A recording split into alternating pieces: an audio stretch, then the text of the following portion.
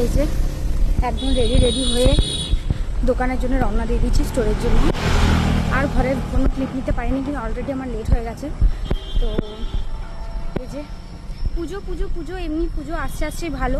দেখো পুজো করতে করতে পুজো মোটামুটি পেরিয়েই গেল। সামনেই কালী পুজো, ব্যাস, তারপরে ভাইফোঁটা, ব্যাস, তারপরে আর সে বাঙালিদের 12 মাসে 13 পার্বণ লেগেই রয়েছে, সেটার জন্য না, কিন্তু তাও দুর্গাপুজো একটা বাঙালিদের একটা ইমোশনের জায়গা। তো যাই হোক, পুজো পেরিয়ে গেল। এই দেখো কালী পুজো। তো এই করে যাচ্ছে। আর আমি দুপুরবেলায় যাই, খাই, আবার রেডি হয়ে চলে আসি, কেননা মেয়েদের চান রেডি হতেই তো আধা ঘন্টা 1 ঘন্টা লেগে যায়। তাহলে আর কিসের টাইমিং বলো। তো জানি না আজকে আর কোনো ভিডিও পোস্ট করতে পারবো কিনা। সামনেই ধানতেরাস, দোকানে ভিড় আছে।